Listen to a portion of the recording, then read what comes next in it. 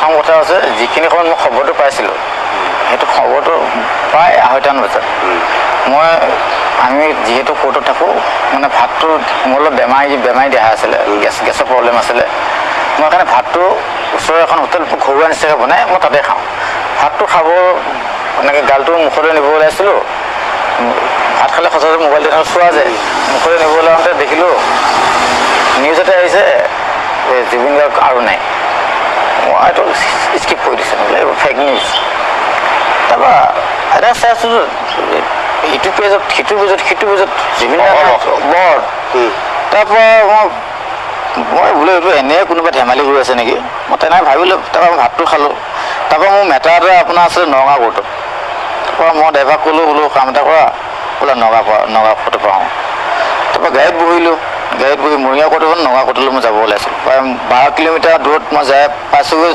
কিন্তু 12 পূজা বুলি কোৱা জেগা মই কনফাৰ্ম হ'লোঁ মই বিভিন্ন জেগাৰ পৰা মোলৈ ফোনো আহিলে যে জুবিন দাও নাই দেখিছোঁ বোলো কথাটো কনফাৰ্ম জুবিন দাও নাই তাৰপৰা লাহে গভৰ্ণমেণ্টৰ ফালৰ পৰা ষ্টেটমেণ্ট দিয়া কথাবোৰ আহি গ'ল মই তেতিয়া তেখেতক ড্ৰাইভাৰক ক'লোঁ বোলো তুমি কাম এটা কৰা মই আৰু কেছৰ কথা নাই তাৰ মোৰ ছাতিটোৱে সপ্তাহটো নাইকিয়া হৈ গ'ল কেছ কি হয় দেখা যাব গাড়ীখন ঘূৰা ঘৰলৈ যাওঁ তাৰপৰা গাড়ী ঘৰলৈ আহিলোঁ আৰু অহাৰ পিছত মই ঘৰত কাৰোলৈ কথা পতা নাই ঘণ্টা কাৰোলৈ কথা পতা নাই নিজে অলপ কান্দিছোঁ কাইনৰ দৰ্জাটো মানে হুপচুপ মাৰি ল'লোঁ মই যিটো চেম্বাৰ হুপচুপ মাৰি ল'লোঁ তাৰ মেছেজে এটা দৰ্জা নকৰি খোজে কি হৈছে মই বোলো একদম বহুত ডাঙৰ কেছ এটা মই তাত লিখি আছোঁ তেতিয়াহ'লে ঘৰৰ মানুহে গম পোৱা নাই মানে জুবিন দা যে নাই ঘৰুৱা মানুহ কাম চামত লাগি থাকে গম পোৱা নাই মই কিবা এটা কাম কৰি আছোঁ ৰ'বা সেই বুলি কৈ মই এই যে মই ইয়াত হস্পিটেলত মানে 2021 চনৰ নেমকে হস্পিটেলত মই আহিছিলোঁ নেমকে হস্পিটেলত আহোঁতে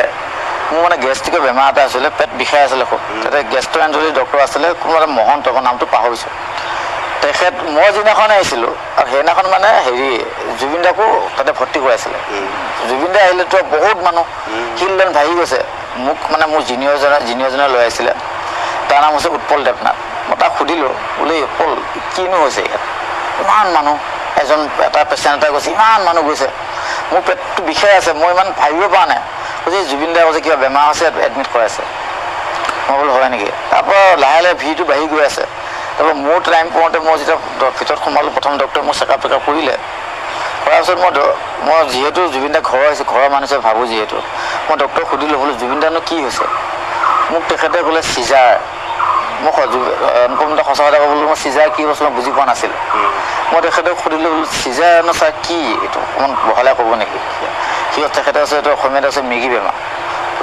বোলো মেগী বেমাৰটো কেনেকুৱা লক্ষণবোৰ কেনেকুৱা কৈছে মানুহটো অচেতন হৈ যায়গৈ ক'ব নোৱাৰা হৈ যায়গৈ বোলো তেতিয়াহ'লে ইয়াৰ পৰা আমি কেনেকৈ বাচিব পাৰোঁ কিবা মেডিচিন চেডিচিন আছে নাই কৈছে মেডিচিন চেডিচিন আছে তেখেতক দিয়া যাব 1 নম্বৰ 2 নম্বৰ ইয়াৰ আৰু কিবা বোলো প্ৰতিকাৰ অপাৰেশ্যন প্ৰিকশ্যন কিবা আছে নেকি কৈছে ইয়াৰ মেইন আছে প্ৰিকশ্যন মেডিচিনটো মেডিচিনে যদি প্ৰিকশ্যন নলয় মানুহটো কোন সময়ত কি হয় ঠিক নাই কেইটামান বস্তু খুব সাৱধান কৈছে প্ৰথম কথাটো হ'ল তেখেত পানী কৈছে একাঠো পানীত পৰিলেও মানুহ মৰিব পাৰে যদি চিজা থাকে দৰা পানী নালাগে একাঠো পানীত যদি পৰে তেতিয়াও মৰি যাব আৰু জুই পানীত কিয় যাব নালাগে জুইত কিয় যাব নালাগে মই কথা তেখেতে ডিষ্টিংগুইছ হিচাপে সুধিছিলোঁ কিন্তু এতিয়া তেখেতে মোক ক'লে যে পানীত গ'লে যেতিয়া মানুহটো অচেতন হৈ যাব সি তলত সোমাই গ'লে গম নাপায় মানে তেনে তোমাৰ ধৰি লওক আমি অপাৰেশ্যন কৰিলে কি হয় পেটটো যেতিয়া ফালি তুমি অচেতনহে কৰি লওঁ মাৰিটো নলওঁ ঠিক তেনেকুৱা অচেতন হৈ যাব পৰিলেও পানী খালে সোমালে মানুহটো মৰি থাকিব তাৰপৰা জুইত পৰিলে মানুহটো পোৱা যাব জুইত কাৰ্বন ডাই অক্সাইড আগুৰি লোৱাৰ পিছত তেখেত মৰি থাকিব তাৰপৰা ড্ৰাইভিং যদি কৰে ড্ৰাইভিং কৰিলে যদি ঘপককৈ চিজাৰটো আহি যায় হঠাৎ আহি যায় বস্তু এটা এনেইটো কোনো ধৰণৰ হঠাতে অচেতন হৈ যায় সেইটো কি কয় চিজাৰ হঠাৎ অচেতন যে হৈ যাব তেখেতে হিট কৰি দিব তেখেতো মৰিব বেলেগকো মাৰিব গতিকে এইকেইটা বস্তুৰ পৰা তেখেতক মানে বচাই ৰাখিব লাগিব তাৰপিছতে মই সুধিলোঁ এই যে ছাৰ মোক এতিয়া আপুনি কথাটো ক'লে কিন্তু এই কথাটো তেওঁৰ লগতো বহুত মানুহ আহিছে তেওঁ ঘৰৰ ফেমিলি মেম্বাৰ ফ্ৰেণ্ড চাৰ্কলৰ পৰা আদি কৰি তেওঁলোকৰ কথাটো জানে নাজানে কাৰণ বস্তুটো চিৰিয়াছ হৈ গ'লতো কৈছে না চবেই জানে তেওঁলোক চবেই জানে গতিকে তাতে কোনো সন্দেহ কৰিবলগীয়া নাই বোলে ইয়াতে আৰু কিবা খাব লাগে আমি ধৰি লওক গেষ্ট্ৰিক হ'লে বোলে এইটো ৰঙালাও নাখাবা কিবা নাখাব কয় নহয় বোলে চিজাৰ যদি থাকে কিবা খাব লগা বস্তু আছে নেকি কৈছে কৈছে যদি চিজাৰত যদি আপোনাৰ যদি মদটো যদি খাই দিয়ে চিজাৰটো মানে বেছি কৰি দিয়ে মই নাজানো এইবোৰ কথা ডক্টৰে কোৱা কথা তাৰপৰা এইখিনি কথা মই মানে এই কথাটো মনটো আছে মনত সোমাই আছে সেইখিনি কথা মই আওৰালোঁ আওৰাৰ পিছত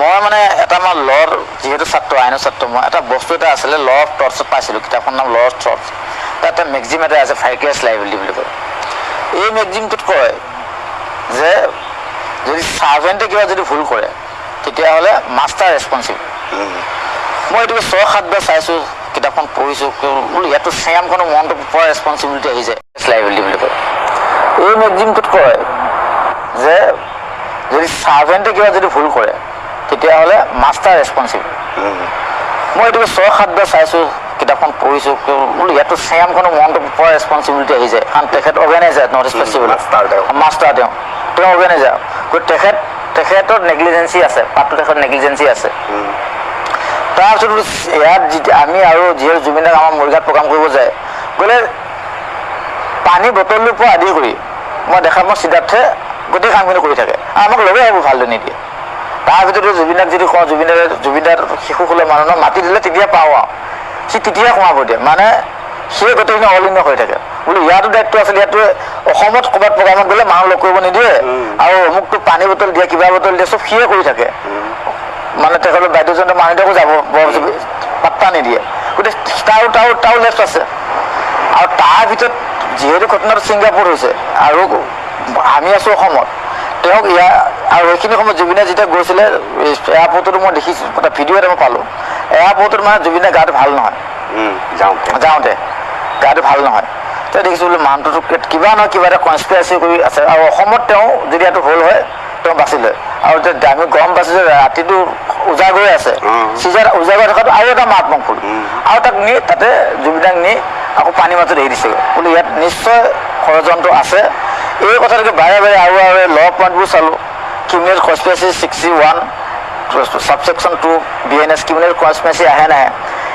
বেলেগে কানি আছে দাদা ময়ো কান্দিছোঁ তাত কোনো সন্দেহ নাই ঘৰৰ মানুহ এটা নাইকিয়া হ'লে তো আপোনাৰ কাৰ চকু পানী নোলাব কিন্তু দাদা ধৈৰ্য ধৰিব লাগে ধৈৰ্য যদি ধৰা নাযায় তেতিয়াহ'লে আপোনাৰ কি হয় আপুনি বিপদটোৰ পৰা ওলাই আহিব পৰা নাযায় মই সেইকাৰণে ধৈৰ্য ধৰি লৈ পেলাই মই আহি থানাত এফআইআৰ এখন দিব আহিলোঁ তেতিয়া সন্ধিয়া 7টামান বাজিছে আগতে থানা অচে বোলে আপোনাৰ হাতত কি প্ৰমাণ আছে মই বোলো আপোনাৰ এফআইআৰ এখন দিছোঁ প্ৰমাণ পাব লাহে লাহে আপুনি এফআইআৰ এখন ৰাখক প্ৰথমে ৰাখিব বিচৰা নাছিল তাৰপৰা কিন্তু ৰাখিলে তেখেতে তাৰপিছত বাৰু অসমৰ নেক্সট পৰ্যায়ত আপুনি গম পাইছে একদম আৰম্ভ হৈ গ'ল তাৰপিছত এটা সাক্ষী হয় যেনেকৈ এজাহাৰ প্ৰথম হয় সাক্ষীও প্ৰথম আৰু প্ৰথম সাক্ষীৰ ক্ষেত্ৰত আৰু এটা কথা আছে আদালতৰ ভিতৰত অভিযুক্তৰ যিসকল অধিবক্তা তেওঁলোকে আক্ৰমণ কৰিবলৈ একেবাৰে সাংঘাতিকভাৱে হেৰি হৈ আছে নহয় জানো অভিজ্ঞতা কেনেকুৱা তাত আদালতৰ চাওক প্ৰথম সাক্ষী এনেতো যিটো মোৰ 10 বছৰ ওপৰত অভিজ্ঞতা সেইটো অভিজ্ঞতা আমাৰ আছে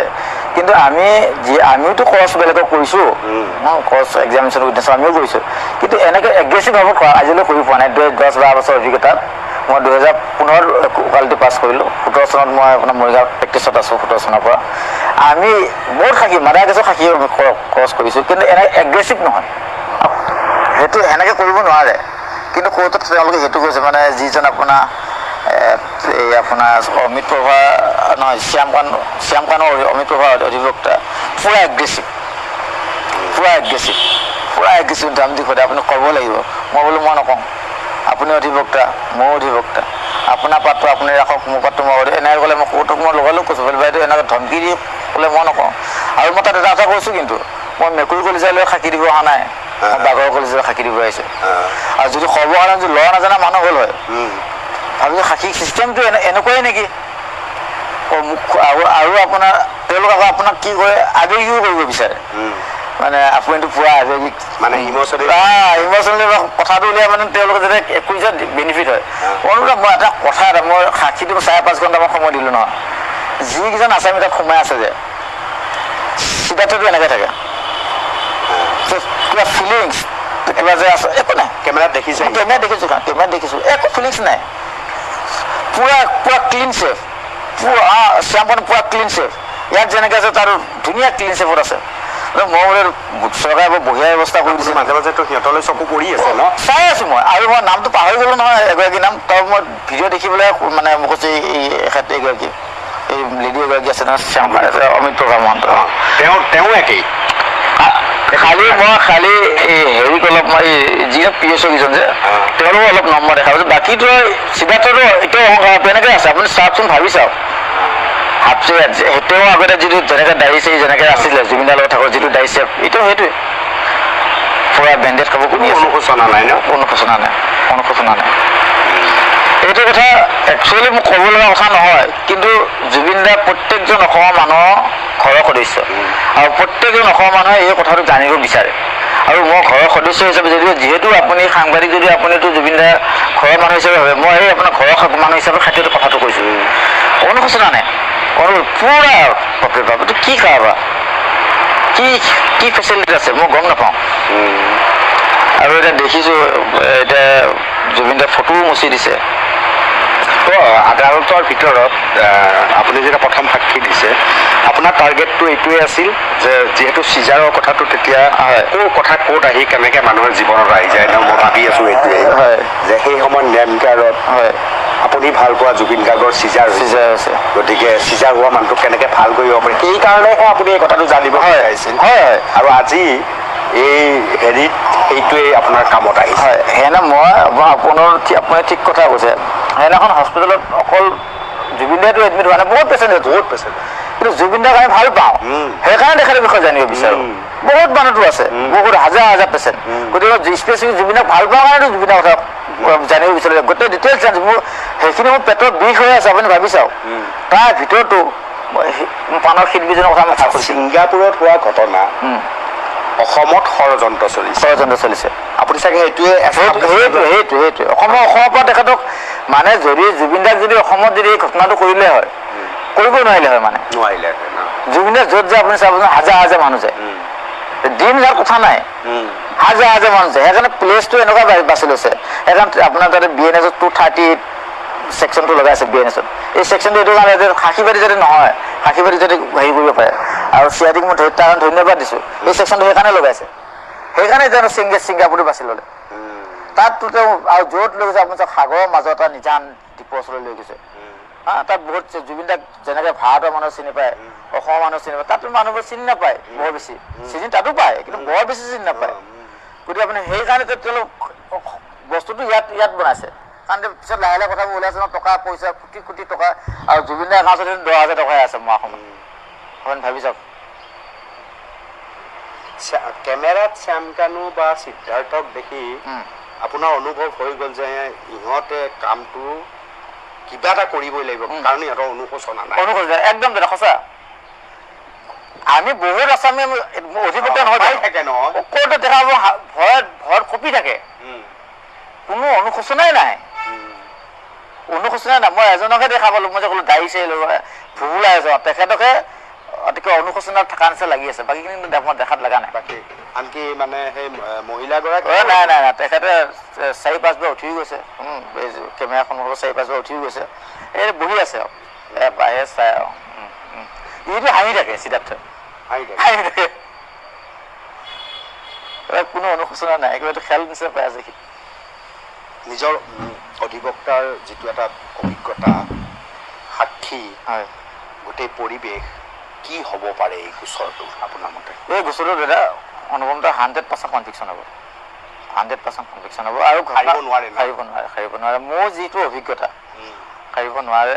আৰু ঘটনাটো হ'ল কি, আপুনি মই অধিবক্তা, ময়ো ভগৱানক বিশ্বাস কৰোঁ, আপুনিও ভগৱানক বিশ্বাস, প্ৰত্যেকজনে ভগৱানক বিশ্বাস কৰে, আৰু ভগৱানৰ পুত্ৰটো।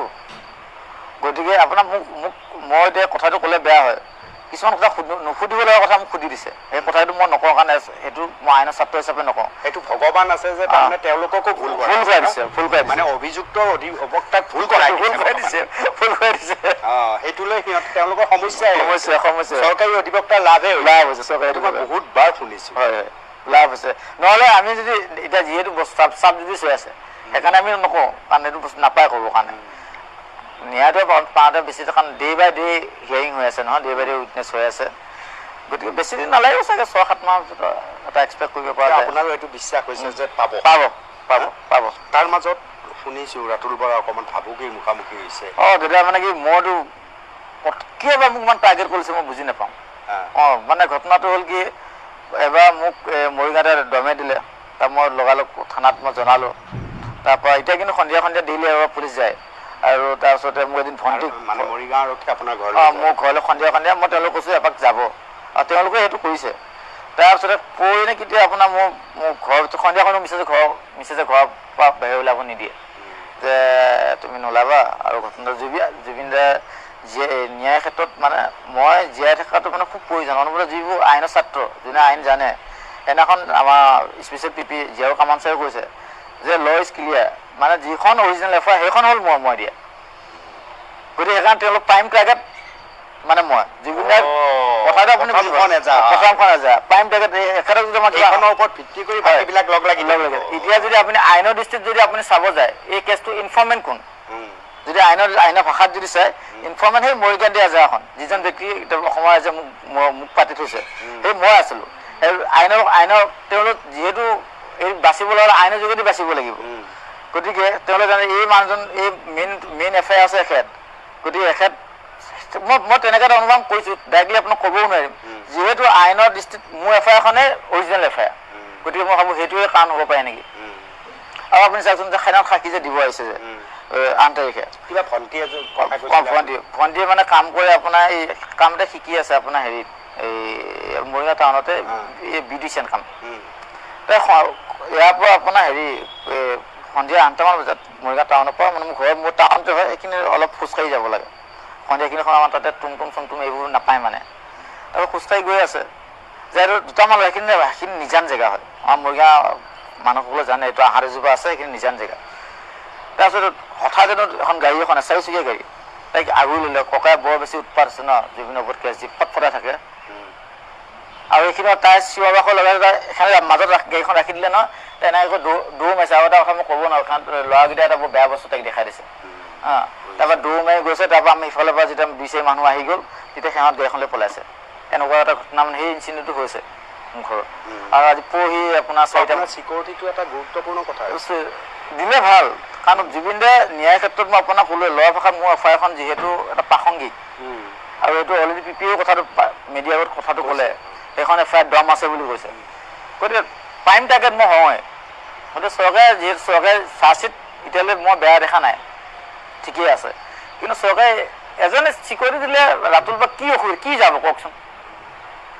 যদি জুবিনে ন্যায়, তাকো জুবিনে ন্যায়ৰ ক্ষেত্ৰতহে, মোকো একো স্বাৰ্থ নাই, মোকতো অসমৰ ৰাইজক বচাবই। এতিয়া ইয়াতে আহিছোঁ, চবেই বচাব। যদি এনেকুৱা এটা টাইমত কোনো নাই, মই অকলে আছোঁ এইখিনি সময়ত, প্ৰত্যেকটো সময়তেতো কোনো ৰাইজ মোৰ লগত নাথাকে, সেইখিনি সময়ত তেওঁলোকক খোজো। সেইকাৰণে সন্ধিয়া সময়ত মই নোলাম ঘৰৰ পৰা বিশেষকৈ।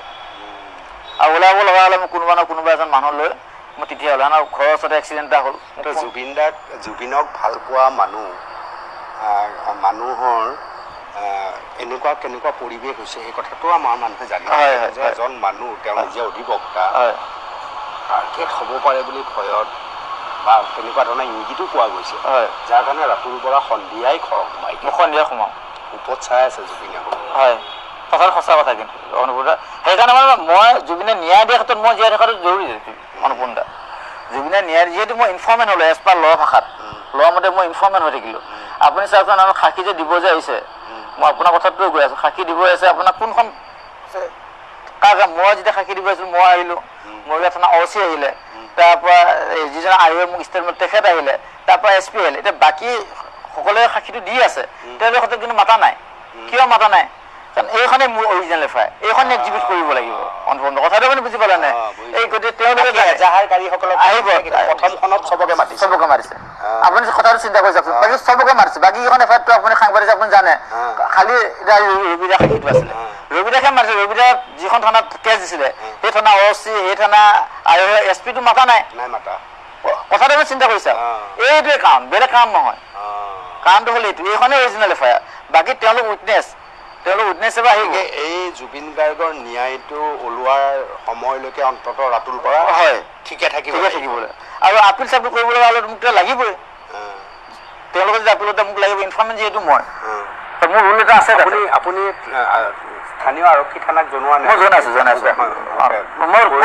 মই কেইবাবাৰ দিছোঁ, তেওঁলোক পিটিশ্যনো দিছোঁ, SPকো দিছোঁ, DCকো দিলোঁ। মই OC ক'লে, OC আপোনাৰ হেৰি কৰে, কি বুলি কয়, কৈছেতো মোৰ পাৱাৰত নাথাকে, এইটো আপুনি চিকিউৰিটি বিচাৰিবলৈ হ'লে আপুনি হেৰিত জনাব লাগিব, SP ক জনাব লাগিব। মই SP কো জনালোঁ, DC কো জনালোঁ। এইদিনাখন মানে মই যেতিয়া মই ইয়ালৈ আহিছোঁ, যেতিয়া তাৰ আগত যেতিয়া মোৰ ভণ্টি ইনষ্টিটিউটটো হৈ গ'ল, যেতিয়া মই আপোনাৰ হেৰিত আহিলোঁ, এই সাক্ষী দিব আহিলোঁ, মই SP ক কৈছোঁ মোৰ চিকিউৰিটি লাগিব, কিন্তু মোৰ স্বাস্থ্য ভাল নহয়, চিকিউৰিটি নহ'লে মই কিন্তু যি ৰাইজ পাওঁ মই গুচি যাম, আৰু ৰাইজ নাপালে কিন্তু মই নাযাম। মই তেওঁলোকক কথাটো ক'লোঁ। তাৰপৰা কিন্তু SP মোক চিকিউৰিটি সেই দিনটোৰ কাৰণে দিলে, সেই দিনটোৰ কাৰণে মোক এদিনৰ কাৰণে দিছিলে ইয়াত সাক্ষী দিব খানাখন। এতিয়া ইয়াত আহিছোঁ, একো নাই, ঘৰত যদি পাওঁ ভালে আছোঁ আৰু, নাপালেতো আৰু জুবিনদাৰ লগত থাকিমগৈ একেলগে আৰু, সেইটোকে ভাবি লৈছোঁ। জুবিনৰ কাৰণে কিবা কৰাৰ পৰিকল্পনাও ৰাতুল বৰাই ৰাখিছে নেকি? হয় অনুপম দা, মানে কি যিহেতু মই জুবিন দাক ভালদৰে অনুসৰণ কৰোঁ, আৰু জুবিন দাই যিমান পইচা ঘটিলে তেওঁ প্ৰায় ইণ্টাৰভিউত দেখা পাওঁ, যিমান পইচা ঘটে এই 2,000 টকা ৰাখি বাকী চব দুখীয়া মানুহ বেমাৰতে তেখেতে দি দিয়ে। তেখেতে কৈছে এইটো আহিব কেঞ্চাৰ হ'ল, 20,000 দিয়া, 30,000 দিয়া, তুমি দি থাকা। এই সংক্ৰান্তত মানে মোৰ কথাটো মোৰ মনলৈ আহি আছে, কাৰণ সেইখন এখন আইন হ'ব লাগিব, তেতিয়াহে তেখেত জুবিনদাৰ আচল সপোনটো পূৰণ হ'ব। জুবিনদাৰ ৰাইজৰ মানুহ, গতিকে জুবিনদাৰ এটা কথা আমাক কৈছিলে যে মই যিবোৰ কাম কৰিছিলোঁ মোক মনত ৰখাতকৈ মোক কৰ্মৰাজিখিনি মনত ৰাখিলে ভাল হ'ব। তেতিয়া মই এই কথাটো ভাবি মই আমাৰ মৰিগাঁও এজন বিধায়ক আপোনাৰ ডক্টৰ আছিফ নাজাৰ, তেখেতৰ সৈতে এটা মোৰ বন্ধুত্ব নিচিনা সম্বন্ধও আছে। তাৰপৰা তেখেতক মই কথাটো অৱগত কৰিছিলোঁ। তেখেতে ক'লে কৈছে আপুনি বিলখন বনাওক, কৈছে মানে দুখীয়া মানুহ যাতে ডাঙৰ বেমাৰ হ'লে যাতে তেওঁতো অধিকাৰ নিচিনা হয়। যেনেকৈ আমি সামাজিক মাধ্যমত দেখি থাকোঁ, কাৰোবাৰ বেমাৰ হ'লে কৰ্কট ৰোগ হৈছে, সাহায্য বিচাৰে, অৱস্থা নাই। গতিকে এই তেনেকুৱা এখন বিল তেখেতে মোক বনাব দিলে। তেওঁ কৈছে আপুনি বিলখন বনাওক, মই বিধানসভা উত্থাপন কৰি, জুলাইত বিধানসভা আছে। মই তেখেতক ক'লোঁ আপোনাৰ যিটো ভাৰ্চন খুব ভাল লাগিছে, কিন্তু বিল এখন তেনেকৈ পটককৈ হোৱা বস্তু নহয়। গতিকে আমি এখন কমিটি এখন বনাব লাগিব, আৰু বিভিন্ন ছেকশ্যনত যে সুধিব লাগিব ক'ত কি কেনেকৈ কৰিলে বেছি সুবিধা হ'ব, সেইখন অসমৰ ৰাইজে মানিব লাগিব, বিভিন্ন মানুহ মতামত ল'ব লাগিব, আপোনাৰ মতামত ল'ব লাগিব যে আমি কোনটো গ'লে ভাল হয়। আৰু তেতিয়া আমি টেকনিকেলখিনি চাবৰ কাৰণে আমি এখন মানে কেইজনমান আইনজ্ঞ বহিম। অলৰেডি 2-3জনমান মানুহ আগবাঢ়ি আহিছে। কালি আছিফ দাই আকৌ মোক ফোন মাৰিছে যে মোক নাপালে হেৰি বুলি কয়, মৰিগাঁও এজন ছিনিয়ৰ অধিবক্তা পবিত্ৰ বৰা, তেখেতে দুবাৰ ফোন মাৰিছে, ৰাতুলে কৈছে এখন বিলখন বনালে নাই। তেতিয়া পবিত্ৰ দাই আছিফ নাজক বুজাই দিছে যে বিলখন একেদিনাখনে হোৱা বস্তু নহয়, অলপ টাইম লাগিব, কাৰণ গোটেই অসমৰ বেনিফিটেড হ'ব লাগিব নহয়। গতিকে তেনেকুৱা এটা পদক্ষেপ ল'বলৈ গৈ আছোঁ। কিমান দূৰ সফল হওঁ কি হওঁ নাজানো, আৰু চৰকাৰে মানি লয় নে নলয়। মই ভাবোঁ সেই বিলখনো জুবিনদাৰ নামতেই হওক, কাৰণ জুবিনে গোটেই এইখন বিল খুব প্ৰয়োজন।